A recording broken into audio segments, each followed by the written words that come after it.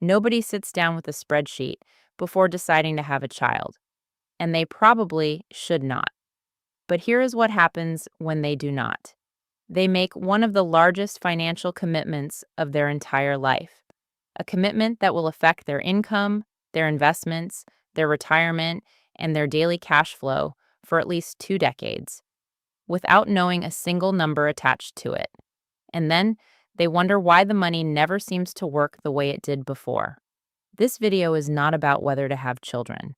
That is your decision and yours alone. This is about going into that decision with the full financial picture, because the people who plan for it build wealth alongside their family. The people who do not are still trying to figure out where the money went when the kids are teenagers. Let me tell you about Sarah and Mike. They are 30. They have been together for 5 years. They earn a combined household income of $120,000 in Toronto. They have a TFSA, a modest RRSP, and a savings account with $22,000 in it. They want to start a family. They are excited. They are ready emotionally, financially. They have had approximately one conversation about it. It went something like, "We make decent money, we will figure it out." The year their daughter arrives, here is what actually happens. Sarah takes 12 months of parental leave. Her income during leave is employment insurance, roughly 55% of her insurable earnings up to a federal maximum. Her take-home drops by approximately $2,200 a month. The savings account absorbs the shortfall. Within 8 months, it is empty. Mike does not take leave because they cannot absorb two reduced incomes simultaneously. When Sarah returns to work, they discover that childcare in their neighborhood costs $2,100 per month for an infant spot. This is not unusual for major Canadian cities. In some areas, it is higher. Their combined take-home income is the same as before. Their expenses are $2,100 per month higher, permanently, for the next 4 to 5 years until school. The TFSA contributions stop. The RRSP contributions stop. The retirement trajectory they had quietly assumed changes in a way neither of them modeled before the decision. They love their daughter completely. They would make the same choice again.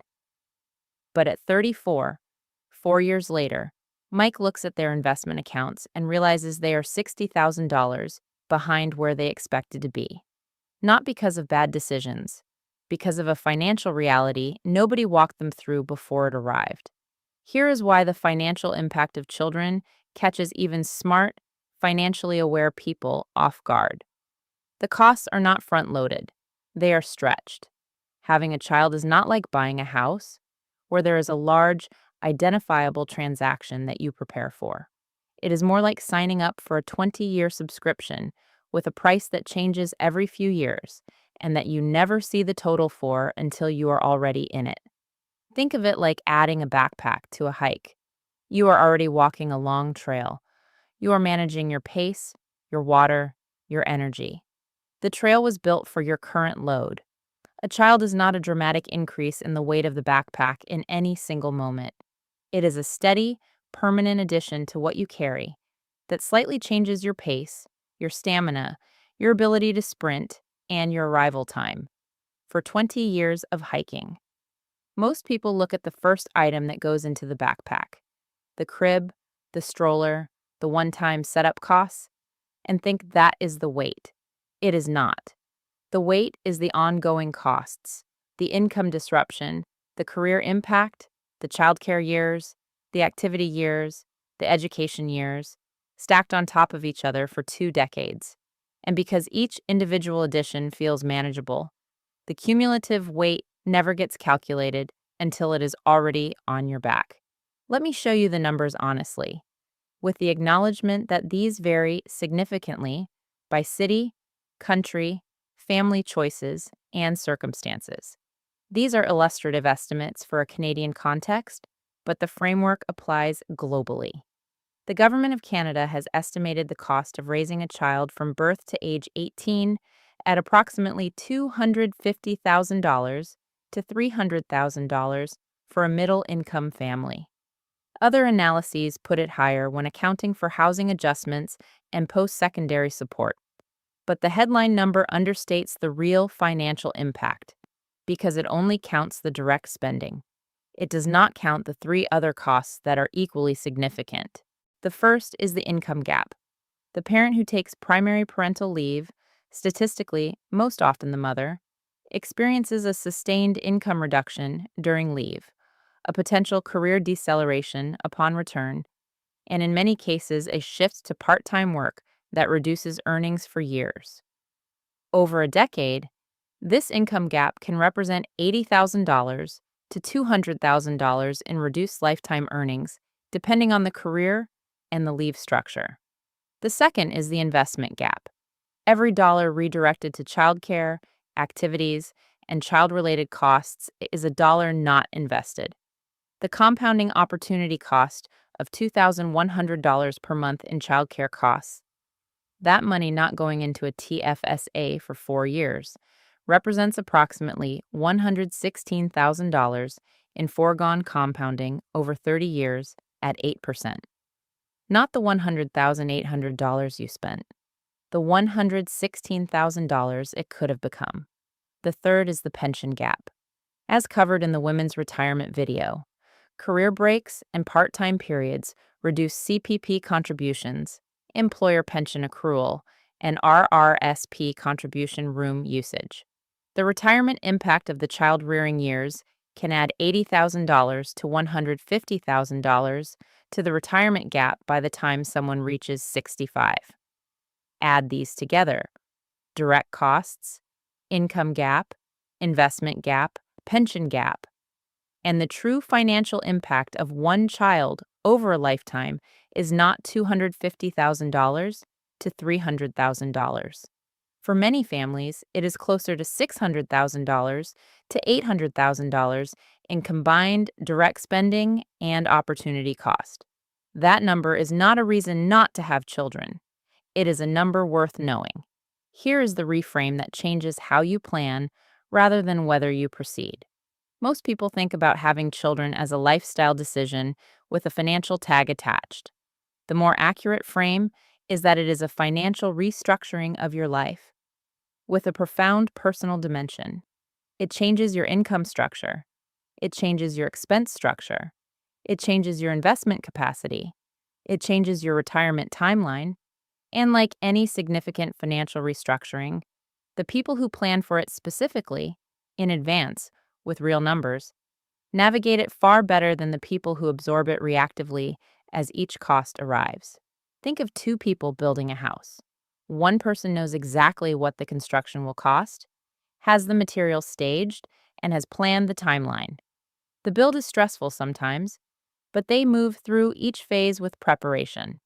The other person starts building without a full plan, discovers each cost as it arrives, runs short of materials mid-construction, and ends up with a house that takes longer, costs more, and creates more stress than necessary.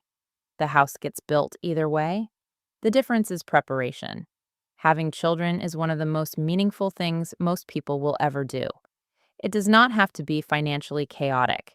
It just requires the planning conversation most couples never have. Here is the practical framework. Whether you're planning to have children, already expecting, or already in the thick of it. Before having children, run the parental leave income calculation for your specific situation. In Canada, check your EI entitlement at the Service Canada website. Calculate the monthly income gap between your current take-home and what you would receive on leave. This number tells you how much you need in savings before the leave begins to maintain your household without debt. If you are in Canada, open a first home savings account or RESP immediately, if applicable. The RESP, Registered Education Savings Plan, receives a government grant of 20% on the first $2,500 contributed per year per child, up to a lifetime maximum. That is $500 per year of free money from the government toward your child's education. Opening it at birth and contributing consistently means your child starts post-secondary with a meaningful, government-enhanced fund rather than starting with nothing. Have the explicit career conversation with your partner before the leave. Who takes the leave? For how long? What the return to work plan looks like? What childcare costs and availability look like in your area before the child arrives? These conversations are uncomfortable to have in the abstract and nearly impossible to have clearly once sleep deprivation is a factor. Build an additional buffer beyond your standard emergency fund, specifically for the arrival period. Most financial planners suggest having 6 months of the lower earning partner's income saved before the birth, in addition to the emergency fund. This buffer covers the income gap period without disrupting the investment accounts. Investigate your childcare options before the baby arrives. In Ontario, subsidized childcare spaces through the $10 a day program are available but have wait lists that can be years long. Getting on wait lists before birth is not premature. It is necessary planning. In other provinces and countries, the childcare landscape varies significantly, and the earlier you research it, the more options you have. Continue investing something during the childcare years, even reduced amounts. A $100 monthly TFSA contribution during a tight childcare period maintains the habit, preserves the compounding continuity, and keeps the accounts active. Stopping entirely is harder to restart than reducing. Here is the thing that most people who are parents will tell you when asked honestly. The financial cost was real. The sacrifice was real. The retirement delay was real, and they would do it again.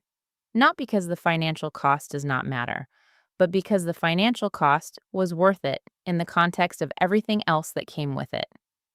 The goal of this video is not to make the decision feel frightening or transactional. It is to make sure that when you make it with your eyes open.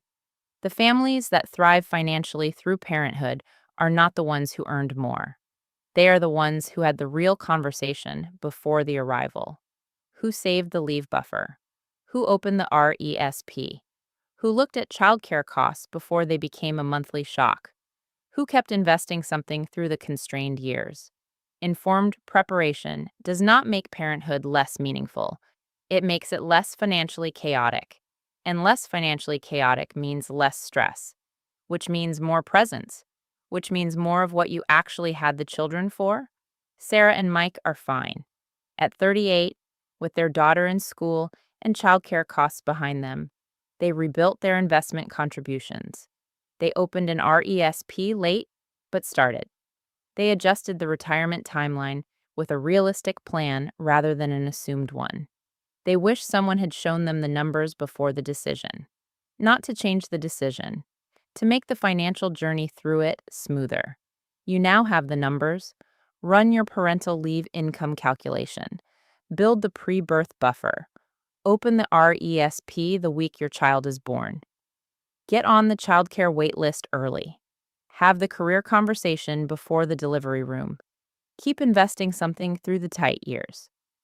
The financial impact of having children is real and significant. So is the return on the investment. Just make sure you know both numbers before you decide.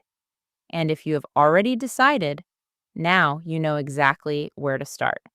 Drop a comment and tell me, are you planning to have children and thinking about the financial side for the first time? Or are you already a parent looking back at what you wish you had known? Tell me your situation. I read every comment. If you know a couple who is thinking about starting a family without having had the financial conversation yet, share this video. Not to scare them, to prepare them. Subscribe to Nuella Invests. Every week, we cover the financial decisions that change your entire life, all of them, even the ones that also happen to be the best decisions you ever make.